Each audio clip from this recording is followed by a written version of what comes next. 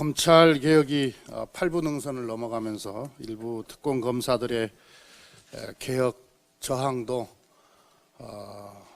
노골화되고 있습니다. 검찰 내부 통신망에서 법무부 장관의 지위에 일부 검사들이 항명성 댓글을 달고 있다고 합니다. 법무부 장관이 법에 보장된 지위 권한을 행사한 것에 이렇게 검사들이 저항할 일이 아닙니다. 과거 보수정권에서 일부 정치검사들은 검찰, 법무부, 청와대를 장악하고 막강한 검찰 권력을 행사하며 권력의 신여를 자처했던 적도 있습니다. 민정수석의 통제를 당연한 것으로 받아들이고 검찰 선배인 법무부 장관의 지위도 오랜 관행으로 여기며 순응했던 적도 있습니다.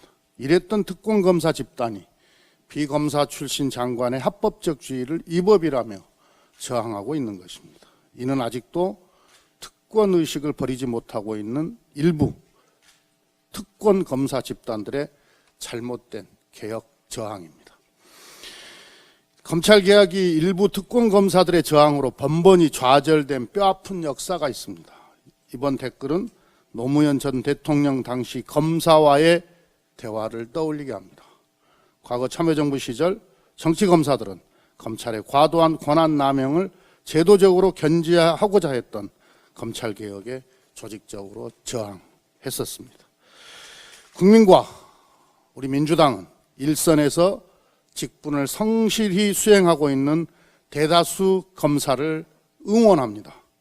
검찰개혁 또한 검사가 직분을 충실하게 수행할 수 있도록 제도적으로 뒷받침하기 위함입니다. 검찰개혁은 특권화된 비정상적 검찰을 정상으로 돌리려고 하는 것입니다. 선출된 권력이 국민의 위임을 받아 임명직 공직을 통제하는 것이 견제와 균형을 기본 원리로 하는 민주주의의 일반 원칙입니다. 민주적 통제에서 검찰도 성역이 될 수 없습니다.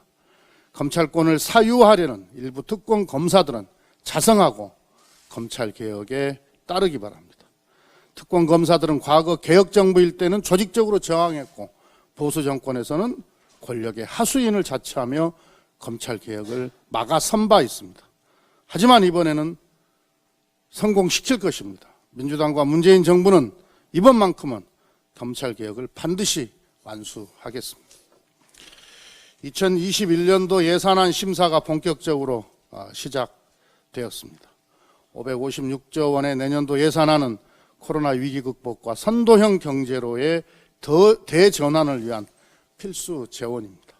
글로벌 경기 침체와 코로나 이후 경제 구조 변화에 선제적으로 대응하려면 과감하고 적극적인 재정의 역할이 뒷받침되어야 합니다. 지금은 재정이 고용을 유지하고 소비와 투자의 선순환을 활성화하는 데 마중물 역할을 할 수 있도록 모든 정책 역량을 집중해야 합니다. 코로나로 인한 위기의 계곡을 돌파하기 위해서는 속도와 방향성이 중요합니다. 올해 예산 심사만큼은 반드시 12월 2일 법정 처리 시한을 지켜야 합니다. 예산안 처리가 늦어질수록 집행에는 차질이 생길 수밖에 없습니다. 위기 대응이 절실한 올해 예산 심사에서 야당이 이 예산 심사를 정쟁의 수단으로 삼지 않기를 바랍니다. 또 그러지 않으시리라고 믿습니다.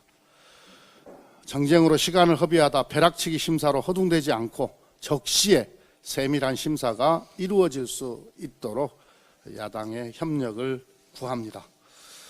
어제 정부가 사회적 거리두기 체계를 3단계에서 5단계로 개편했습니다. 이번 조치는 코로나19 장기화에 따라 방역과 경제, 나아가 국민의 소중한 일상을 조화롭게 지키기 위한 선택입니다. 지난달 소비자 심리가 최대폭으로 상승했고 3분기 경제 성장률도 반등했습니다. 지속 가능한 방역으로 지금의 경제 회복의 불씨를 살려나가야 합니다. 민주당은 정부와 함께 경제가 강하고 빠르게 반등할 수 있도록 더욱 힘쓰겠습니다. 또한 정부와 지자체와 협력해서 혼란 없이 개편된 체계가 현장에서 잘 정착하고 작동할 수 있도록 제대로 살피겠습니다. 국민 여러분께서도 마스크 착용 등 방역 수칙을 잘 준수해서 코로나 위기를 함께 이겨주시기를 요청드립니다. 이상입니다. 이어서 김종민